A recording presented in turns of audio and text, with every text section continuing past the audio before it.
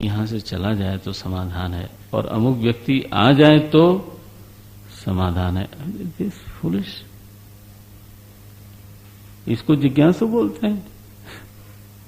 जब तक हमको प्रपंच ही समाधान देता हुआ दिखता है, वेयर आर यू जिज्ञासु? जिज्ञासु की क्या जरूरत है फिर? ठीक है, तो इसी को बोलते हैं प्रपंच से विरति। और जब वैराग्य हुआ और श्रवण मनन निधिध्यासन हुआ और अद्वितीय आत्मा का बोध हुआ, उसमें प्रतिष्ठा हुई और उसी में आनंद विभोर रहता है कोई महात्मा, तो उसको बोलते हैं अद्वयानंदः।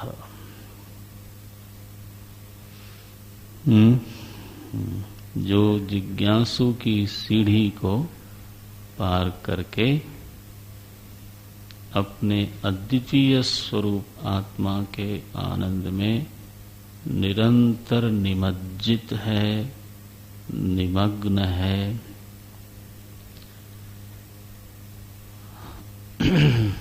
यस्यात्मरतिरेव स्यात्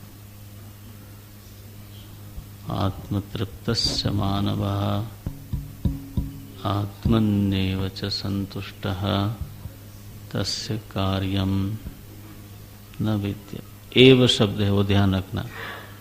आत्मनि एव च संतुष्टः।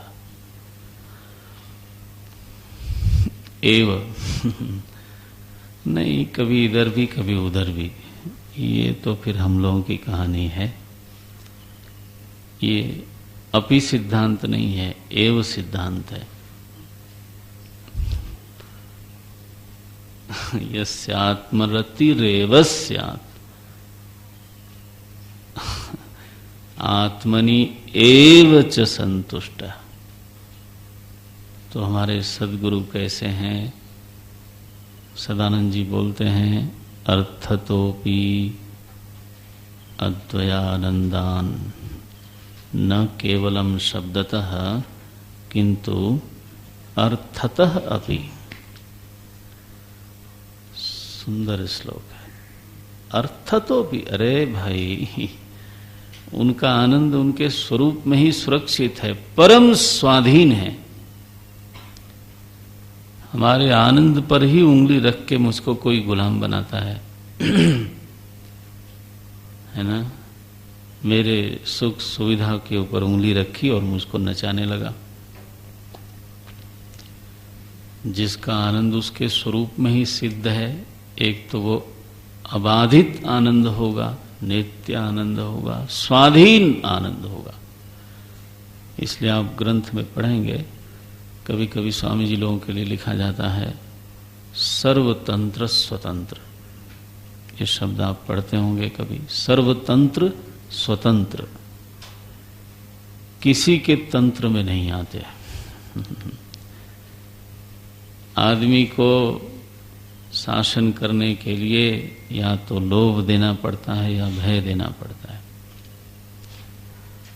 ये मिलेगा और या आपसे छिन जाएगा। अब आत्मानंद ऐसा है, न कर्मणा वर्धते नो कनीयान, न वो कर्म से बढ़ता है न कर्म से घटता है, न उसको कोई दे सकता है, बाहर की चीज है नहीं, न उसको कोई छीन सकता है। शासन कौन करेगा? इसलिए आत्मज्ञ वेद किंकरो न भवति। आत्मज्ञ पुरुष तो वेद का भी किंकर नहीं है। और क्या बताऊं मैं? निस्त्रैगुण्ये पथि विचरतः को विधि को निषेधः। उस स्वरूप में बैठा हुआ व्यक्ति, उसके लिए क्या विधि और क्या निषेध। सदानंद जी अपने गुरु का स्मरण करते हैं। कौन है ये?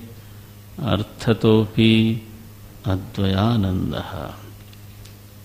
अद्वयानंदान गुरून् आराध्य वेदांत सारम अहम अहम वक्ष्ये। बोले महाराज ये अद्वयानंदान अर्थतः कैसे हो गए? अतीत द्वैत भानता, इसके दो समास हैं। अतीतम द्वैतम यस्मात्, ये हेतु है। अद्वयानंद अर्थतः अद्वयानंद हैं। क्यों? क्योंकि उनके भीतर से द्वैत का भान मिट गया। द्वैत भानम अतीतम यस्मात् तस्मात् हेतोः अतीत द्वैत भानतः सह मम गुरुः अद्वयानंदः।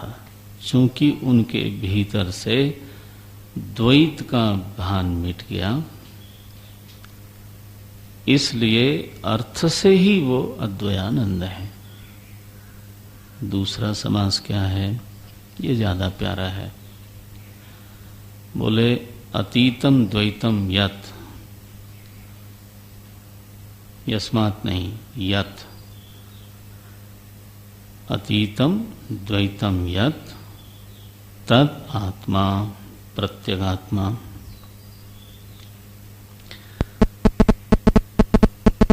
द्वैत जिसमें है ही नहीं, वो कौन है? बोले वो आत्मा है।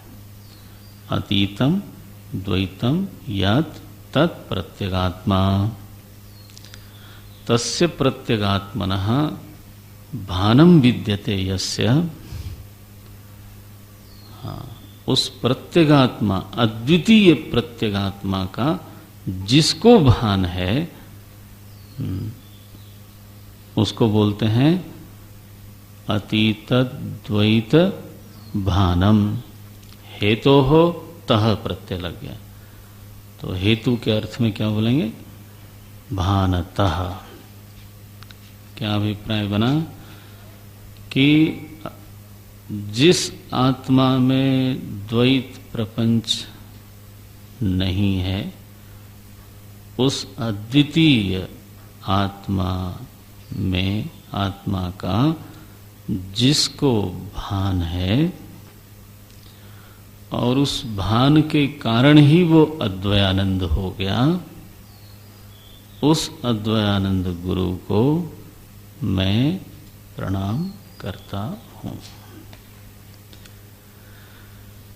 जिसका द्वैत भान मिट गया उसको भी बोलते हैं अतीत द्वैत भानता।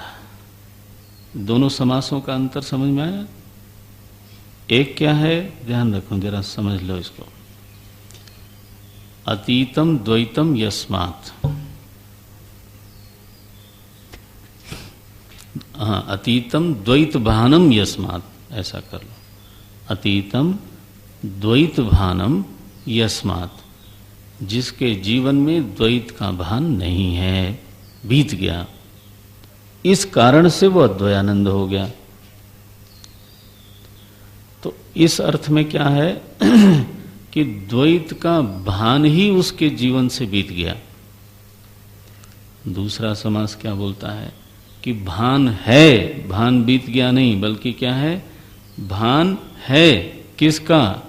अतीत द्वैत का। अतीत द्वैत कौन है? बोले आत्मा। अतीतम द्वैतम यत् तद प्रत्यगात्मा। तस्य भानम, अभानम नहीं, तस्य भानम।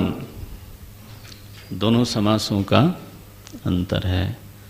एक में कहा जिसको प्रपंच का, द्वैत का भान नहीं है, दूसरे में कहा जिसको आत्मा का भान है। कौन सी आत्मा? जिसमें द्वैत नहीं है। तो एक समास में अर्थ कहा गया भान नहीं है, दूसरे समास में अर्थ किया गया भान है। कितना अंतर है?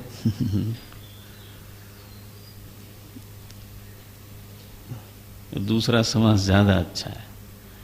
असल में अधिष्ठान ज्ञान के बिना अध्यास का निराश नहीं होता।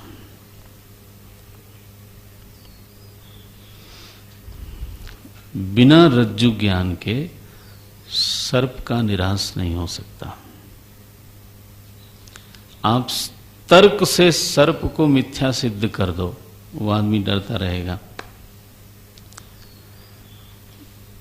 ठीक है ना?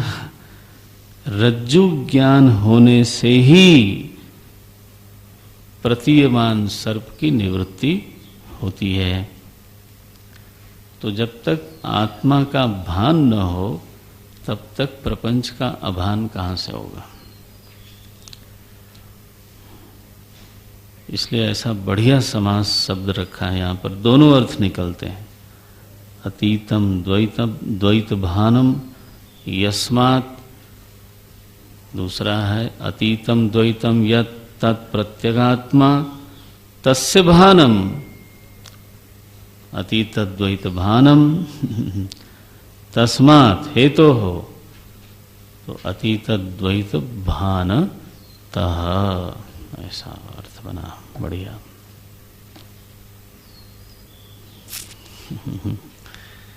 अर्थतोपि अद्वयानन्दान् अतीतद्वैत भानतः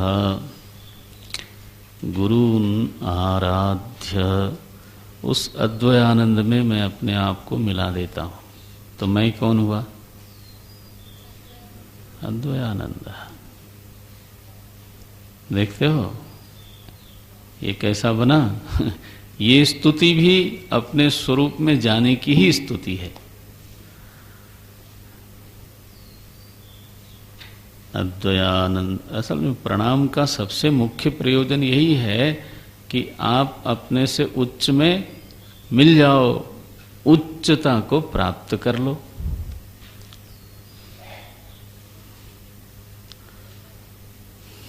क्या उच्च में न मिले तो कहां उच्चता प्राप्त होगी? गोमती नदी गंगा जी में मिली, मार्कंडेय ऋषि का मंदिर है हमारे जिले में, वाराणसी के ठीक आगे। तो अभी पढ़ा ना मार्कंडेय ऋषि की कथा, तो उस दिन मुझे याद आ रहे थे वो महाराज। तो वहीं गंगा जी नैमिषारण्य से गोमती नदी जी निकलती हैं। तो आप लोगों को, कम लोगों को मालूम होगा, शायद कपिंजल को शायद मालूम नहीं। श्यात नैमिषारण्य जहाँ भागवत शुरू हुई, वो सुंदर स्थान है, मैं तो गया हूँ वहाँ सब। तो वहाँ से गोमती नदी निकलती हैं और लखनऊ से होते होते होते जाके हमारे यहाँ गंगा जी में मिलती हैं। मिलते ही गंगा जी हो जाती हो। जब तक नहीं मिली हैं तब तक गोमती हैं। शिष्य तो गुरु में मिल जाए तो वो स्वयं ही उच्च हो ही जाता है ना फिर। गुरून् आराध्य वेदांत सारम वक्ष्ये, लेकिन बोलने के लिए तो मति ही करण है, तो बोले यथामति। ये बड़ा ईमानदारी की बात है ये, है ना? विनय भी है इसमें और ईमानदारी भी है। भाई जो मैं बोलने जा रहा हूँ मेरी जैसी मति है। यह हमारे आचार्यों की बड़ी शिष्ट परंपरा है। गोस्वामी जी ने कहा, तदपि कहु कछु बारम गुरु बारम बारा समुझ परव कछु मति अनुसारा भाषा बद्ध करब में सोई। जो मेरी मति में, मेरी बुद्धि के आंचल में जो आ गया है मैं वही दे सकता हूँ। स्वरूप तो ऐसा है, लेकिन वर्णन करने के लिए तो बुद्धि चाहिए ना। तो वेदांत सारम वक्ष्ये यथामति। बोलिए वेदांत क्या है? क्या भाई वेदांत सार बोलने जा रहे हो? वेदांत क्या होता है? हम पढ़ देते हैं, देखेंगे अगली कक्षा में। वेदांतो नाम उपनिषत् प्रमाणम तत् उपकारिणी शारीरक सूत्र सूत्रादीनि च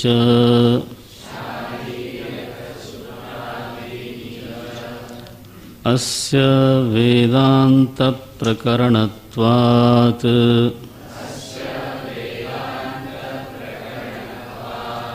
तदीयैः एव अनुबन्धैः तद्वत्ता सिद्धेः न ते पृथक् आलोचनीयाः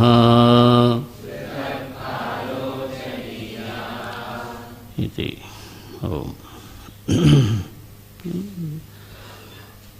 तो अगली कक्षा ऐसा मैंने सोचा है 10 बजे लेंगे, 11:15 बजे के बजाय कितने बजे?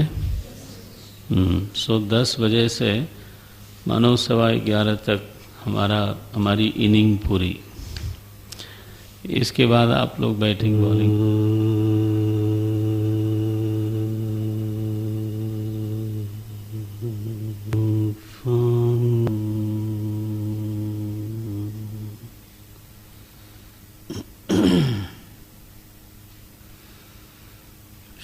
शांति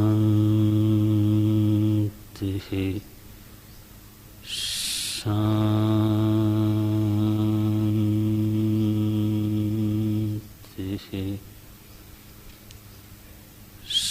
शांति।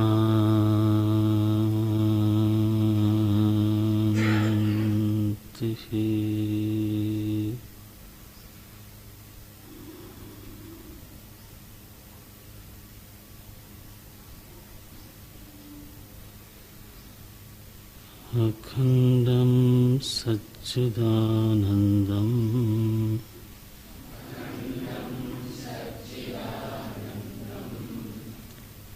अवां मनसगोचरम्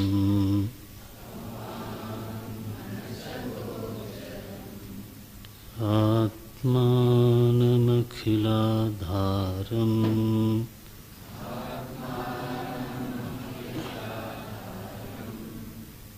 आश्रयेभीष्टसिद्धये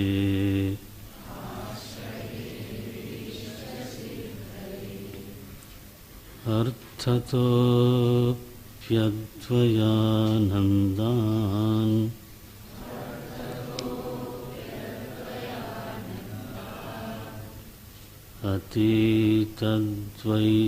अतीतद्वैतभानतः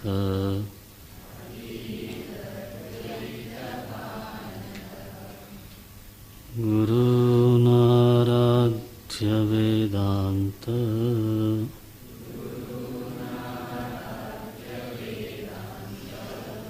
सारं वक्ष्ये यथामतिम्।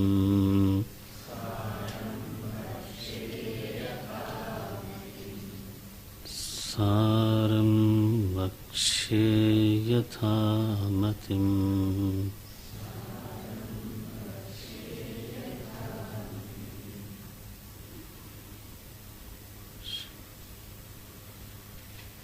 वेदान्तो नाम उपनिषत्प्रमाणम् तदुपकारिणी शारीरकसूत्रादीनि च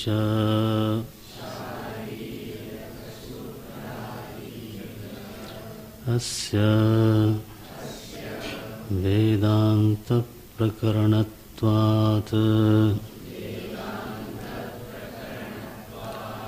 तदीयैः एव अनुबन्धैः तद्वत्ता सिद्धेः न ते पृथक् आलोचनीयाः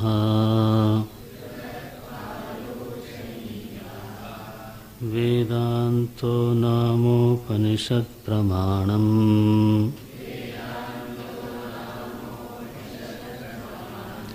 तदुपकारिणी शारीरकसूत्रादीनि च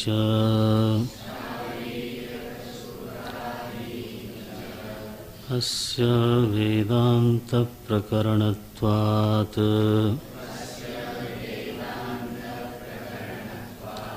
तदीयैरेवानुबन्धैस्तद्वत्ता सिद्धिर्न ते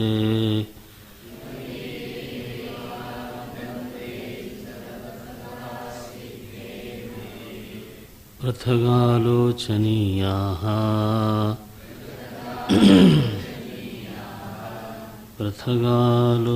पृथगालोचनीयाः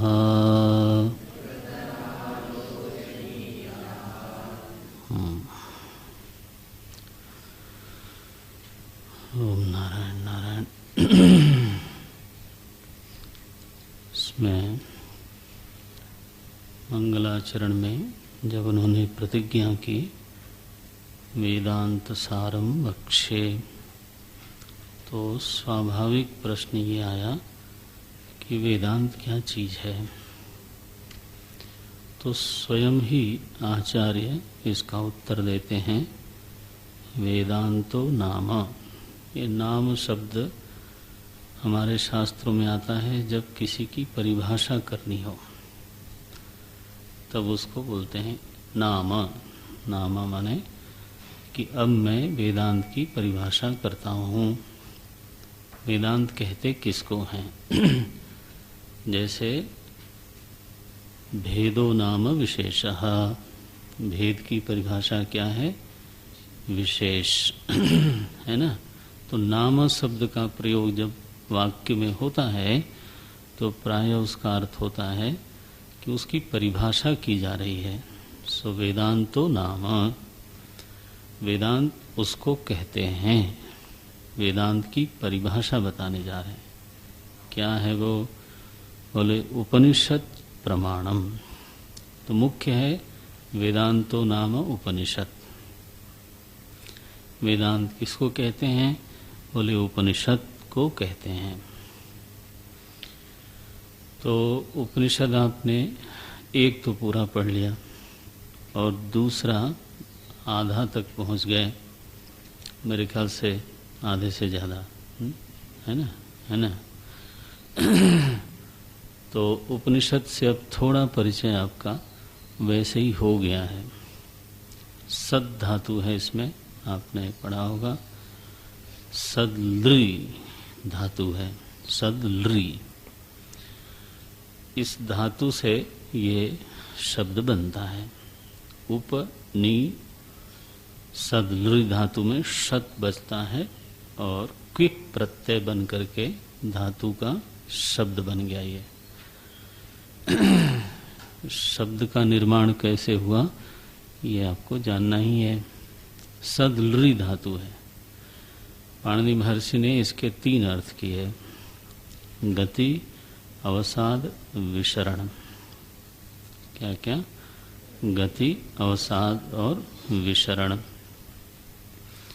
तो सद धातु का एक अर्थ हुआ गमयति, दूसरा अर्थ हुआ अवसादयति और तीसरा अर्थ हुआ नाशयति। विसरण माने नाश करना, नाशयति। सदलृ धातु के 3 अर्थ हो गए, गमयति, अवसादयति अथवा नाशयति। तो ये क्या है जो जिसमें 3 प्रभाव दिखाई देते हैं? तो शंकराचार्य जी ने उपनिषद भाष्य में एक जगह लिखा, उपनिषद शब्देन विद्या उच्यते। उपनिषद क्या है? बोले विद्या का नाम उपनिषद है। ग्रंथोपि गौणी वृत्त्या उच्यते उपनिषद। ग्रंथ को तो उपनिषद कैसे कहते हैं? गौणी वृत्तियां से कहते हैं। लेकिन मुख्य वृत्ति से उपनिषद क्या है? बोले विद्या। विद्या कहाँ होती है? अंतःकरण में, है ना। अंतःकरण में विद्या उत्पन्न होती है। और उस विद्या से जब अंतःकरण युक्त हो जाता है तो ऐसे विद्वान अंतःकरण वाले को,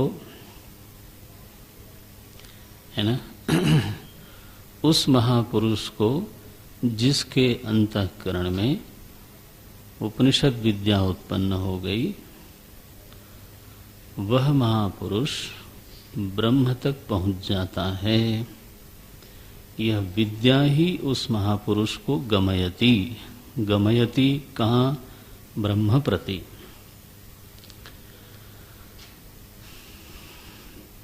तो इसको क्यों उपनिषद कहा गया इस विद्या को? क्योंकि यह विद्या विद्वान को ब्रह्म तत्व तक ले जाती है, पहुंचा देती है। ब्रह्म प्रति गमयति यतः ततः उपनिषद उच्यते। देखो, दूसरा तो विद्वान के अंतःकरण में, जिज्ञासु के अंतःकरण में जो दुख क्लेश बना हुआ रहता है और जो करोड़ों उपाय करने के बावजूद जाता नहीं, हम तो पदार्थों के द्वारा क्लेश का निवारण करना चाहते हैं। और समस्या ये है कि पदार्थ अगर क्लेश होता तो दूसरे पदार्थ से वो निकल जाता, लेकिन वो क्लेश की हमने ठीक से विवेचना ही नहीं की कि क्लेश है क्या चीज़। तो अभी हमने पीछे पृष्ठभूमि में तो ये बात कही थी कि दुख का अंतिम कारण अविद्या है। लेकिन उस अविद्या का जो छोटा सा परिवार है उसको भी जान लें तो अविद्या की सबसे पहली एक बेटी होती है, उसका नाम है अस्मिता। अब ये किसी पदार्थ से तो निकल नहीं सकती। अस्मिता माने अहम एवं अस्मि, मैं ऐसा हूँ। अपने में व्यक्तित्व का अनुभव करना, है ना। बस अब ये बताओ ये कहाँ से निकलेगा? अहम में ससीमता का अनुभव करना, ये अस्मिता है। अस्मि इति भावः, एवं अस्मि, मैं ऐसा हूँ और तुम ऐसे हो, और मैं ऐसा ही हूँ वैसा नहीं हूँ। और तुमने ऐसा मुझको कैसे समझ लिया? मैं तो ऐसा न हो करके कैसा हूँ? ऐसा हूँ। ये अस्मिता महारानी की माया है। अहम एवं अस्मि, बड़ी मेहनत से तो मैंने अपने आप को ऐसा बनाया, और तुम्हारी हिम्मत कैसे पड़ी कि तुमने मुझको ऐसा समझ लिया? देखो ये, अब बताओ, हम सबके भीतर ये रोग लगा हुआ है। इस अस्मिता को लेकर के ही हम समाज में उतरते हैं, और हमारी अस्मिता को जो स्वीकार कर लेता है वो हमारा मित्र है, तो हम समझते हैं कि वो सम्मान कर रहा है मेरा। और हमारी अस्मिता को जो स्वीकार नहीं करता, हाँ, तो हम कहते हैं कि आप हमारा अवमूल्यन कर रहे हो, अंडरमाइन कर रहे हो मेरे को। ठीक है ना। तो अब आप बताओ, कष्टम वर्तते, ये तो पहला अविद्या का परिवार शुरू हुआ, तो क्लेश है ये। और ये जब तक नहीं जाए तब तक चाहे हम देश बदल दें, भेष बदल दें, कुछ नहीं होने वाला है। पदार्थ बदल दें, कुछ भी बदल दें।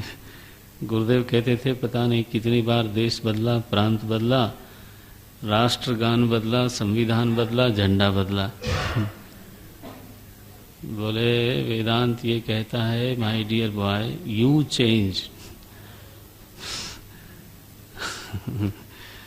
Flags are changing every year. अब इराक में पता नहीं कौन सा फ्लैग होगा, मालूम नहीं। उसको कभी सोचते हैं लोग 3 भागों में बांटें, क्या करें, बंदर बांट लगी हुई है। 60-70 साल पहले यहाँ यूनियन जैक होता था। अब यूनियन जैक हटा करके 2-2 फ्लैग हो गए, 3 हो गए, बल्कि बांग्लादेश भी हो गया उसमें। तो ये अस्मिता तो छूटती नहीं है। इस अस्मिता के बाद उसके 2 बेटे हुए। ये बड़ी समस्या है। परिवार थोड़ा रुकता है, कोई सांदीपनी ज्वाइन करने वाले लोग तो हैं नहीं। लोग ज्वाइन करके फिर जाके परिवार बसाते हैं, तो वो अलाउड है, मैं मना नहीं कर रहा हूँ। लेकिन अब देखो, ये बेटा बेटी शुरू हुए, तो अस्मिता के 2 बच्चे हुए। एक का नाम पड़ा राग, दूसरे का नाम पड़ा द्वेष। माने अस्मिता के जो अनुकूल है वो राग, जो प्रतिकूल वो द्वेष। अब क्लेश की कहानी तो इधर से है, उधर से तो है ही नहीं।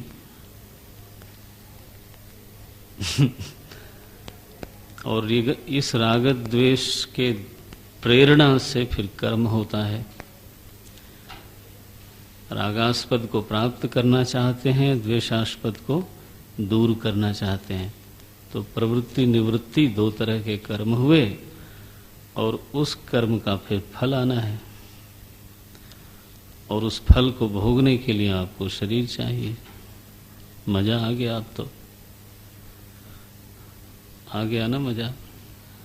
हम लोग बैठे हैं यहाँ पर ये कर्म फल लेके बैठे हैं, और कर्म जब तक क्षीण नहीं हो जाता, देह के साथ अभिनिवेश हो गया। अभिनिवेश माने पूरी तरह से तादात्म्य हो गया। अभितः निवेशः प्रवेशः। देखो, तो देहाभिमान, इस देहाभिमान का मजा ये है कि बस पदार्थों की आवश्यकता हुई, और भय भी आया, और गर्मी सर्दी भी लगी, और भविष्य का बड़ा डर लगा रहता है कि बुढ़ापे में क्या होगा महाराज, अभी तो ठीक है, जवानी है। और जवानी में भी आगे क्या होगा, 1-1.5 साल कोर्स बचा है, इसके बाद ये महाराज आप मन के लिए चिंतित होते हो कि तन के लिए? ये जो चिंता है वो तनाश्रित है कि मनाश्रित है? मनीराम के लिए कोई चिंतित नहीं है। शरीर का क्या होगा, कोई झोपड़ी उपड़ी मिलेगी कि नहीं मिलेगी?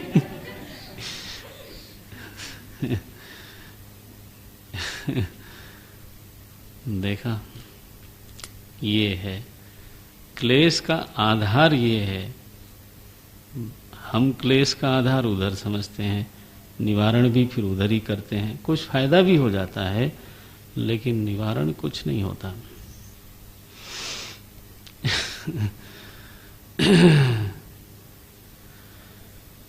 ओम ओम नारायण। तो ये जो क्लेश है, नाशयति,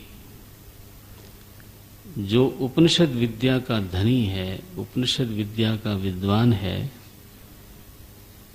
उसकी विद्या ने क्या किया? बोले उसके हृदय के 5 क्लेशों को मिटा दिया। नाश्यति यस्मात् तस्मात् सा विद्या उपनिषद उच्यते।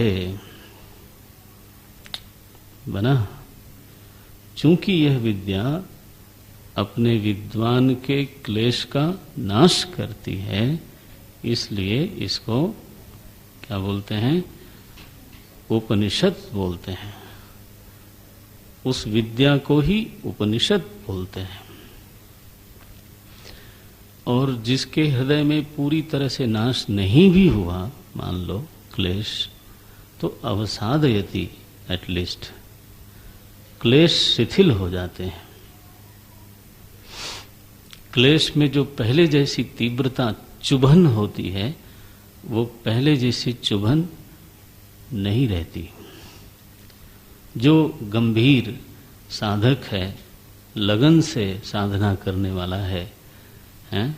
भले ही उसकी निष्ठा न भी प्राप्त हुई हो, अभी उस विद्या में पूरी तरह से निष्ठा प्राप्त नहीं हुई है, तो भी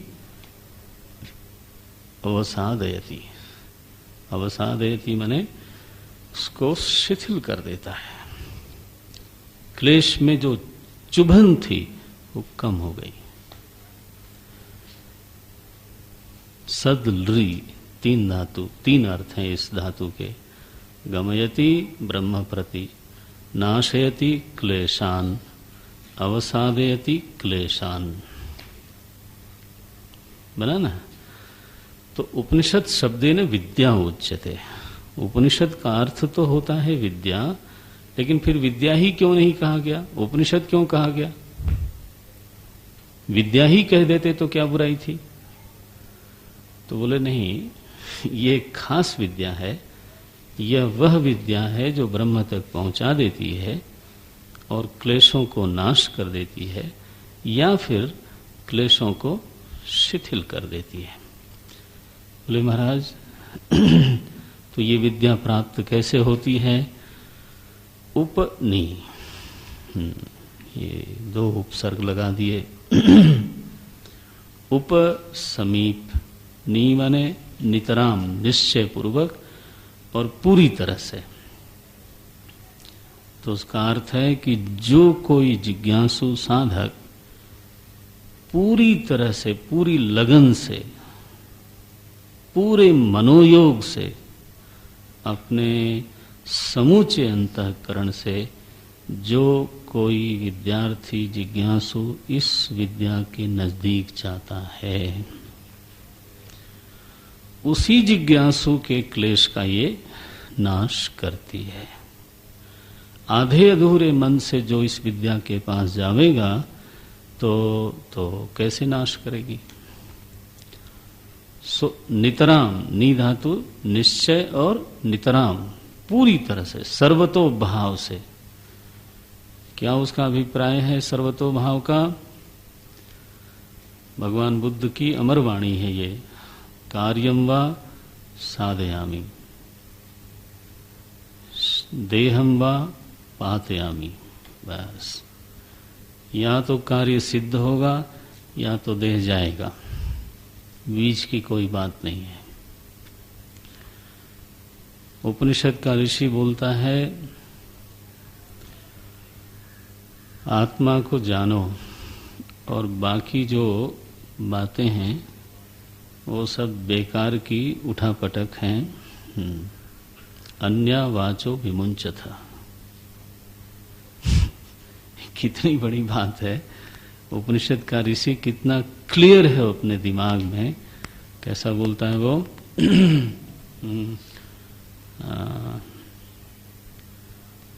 आधा नहीं उठ रहा है।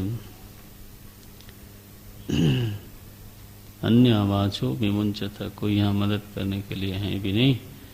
सुखदा माँ भी गई गार्डन देखने, उनको थोड़ा याद रहता है। 2 कोर्स हो गया उनका लगभग धीरे धीरे। हाँ, बताऊंगा, कल बताऊंगा।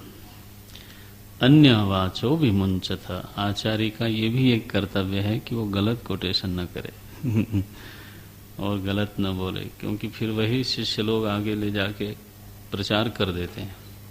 पता चला कि अशुद्ध का ही प्रचार हो गया, और वो भी 30-30, 35-35 लोग प्रचार करेंगे। अगर गलत चीज का, तो आचार्य का पाप बहुत बढ़ जाएगा, क्योंकि विद्यार्थी का तो कोई दोष ही नहीं है। वो तो जो उनको मिला वही उसी का द्विगुण त्रिगुण चतुर्गुण 10 गुणा करते जाएंगे। वो तो नहीं करना है। अच्छा, इसको बोलते हैं नी। तो विद्या को ही उपनिषद कहा गया, लेकिन एक खास विद्या जिसमें 3 लक्षण हैं, गमयति, नाशयति, अवसादयति। अच्छा, बोले भाई ये विद्या क्या है? तो बोले विद्या क्या है? एक समझ का नाम विद्या है। वो समझ उत्पन्न हुई, ऐसी समझ जिसमें कोई संशय ना हो, ऐसी समझ जिसमें कोई विपर्य ना हो, ऐसी समझ बन जाए। ये जानबूझ के बोल रहा हूं, ध्यान रखना इस पर। तो समझ जो है वो चमत्कार से नहीं बनती, और समझ कोई एक घटना नहीं है। लोग जो हैं, रजनीश को कोई लोग पढ़ते होंगे तो बड़ा शब्द लिखते हैं, घटना घट गई। अरे काहे की घटना घट गई? ये कोई घटना थोड़ो है। ये विद्या है महाराज, और ये श्रवण करके, मनन करके, निदिध्यासन करके धीरे धीरे धीरे धीरे एक समझ होती है जो पकती है। It requires a process, it's not a event. जो लोग परंपरा से नहीं पढ़ते वो ऐसे शब्दों के फंदों में घूमते रहते हैं, क्योंकि शब्द बड़े मनोहर लगते हैं ना। हाँ, घटना घट गई, ऐसे बोलते हैं आंखों को उठा के। इस किसी व्यक्ति के बारे में आपकी समझ कोई चमत्कार है? समय लगता है ना बनते बनते। कुछ देखते हैं, कुछ सुनते हैं, कुछ देखते हैं, फिर रीचेकिंग करते हैं। अपने बारे में आज आपकी एक समझ है? नहीं है? कुछ समझ नहीं है? है महाराज, बिल्कुल है। इधर वालों को कहा जाए आप स्त्री हो, देखो। इधर वालों को कहा जाए पुरुष जैसे दिखते हो आप, फिर देखो। क्यों विरोध मन में आया? क्योंकि मेरे बारे में क्या है? समझ है कि अब मैं दोनों बैठे हैं तो मैं क्या बोलूं। सी, आप सभी लोग पढ़े लिखे हो, आपको कहा जाए आप बेपढ़े हो, निरक्षर, मानोगे? अपने बारे में समझ है, तो अपने बारे में एक समझ है, और कहा जाए कि अच्छा अपने बारे में आपकी क्या समझ है, पूरी समझ लिख के बताओ। तो कभी कोशिश नहीं की होगी, तब पता चलेगा कि अच्छा मैं अपने बारे में ये भी सोचता हूं, ये भी सोचता हूं, ये भी सोचता हूं। फिर भी लिखने के बावजूद बहुत कुछ छूट जाएगा, मालूम है? क्योंकि बहुत से ऐसी चीजें हैं जो आप अपने बारे में समझते हो लेकिन याद नहीं आएगा, दूसरा बताएगा, बोले हाँ हाँ ये तो मैं मानता हूं। ठीक है? और बहुत से ऐसी चीजें हैं जो अपने आप हो लेकिन आप समझते नहीं हो। आपका मित्र बताता है कि देखो ये चीज आपकी गलत है। कोई दूसरा जानता है। जैसे कई लोग बोलते बोलते ना, कोई एक आदत पड़ जाती है, क्या उसको बोलते हैं, तकिया कलाम। सुखदेव जी वगैरह आए। अब सुखदेव जी वगैरह कहां से आए भाई? ये वगैरह शब्द कई बार आ जाता है, अब लोगों के मन में आ गया। आप लोगों को इसलिए टोक रहा हूं कि आप लोगों को बोलना है, कहीं वगैरह वगैरह चालू हो गया। हाँ, गुरुजी वगैरह आए। अब ये कई बार हमारी ऐसी आदत पड़ी रहती है, हम बिल्कुल नहीं नोटिस करते इसको। कौन बोलेगा? जो सुन के जिसको चुभता है बार बार कि ये सुखदेव जी वगैरह किधर से वो तो अकेले ही आए थे। तो फिर वो बताएगा कि महाराज आप में ये गलत चीज हो रही है, इसको संभालो जरा। एक आचार्य, वो क बोलते थे बीच में, क ऐसे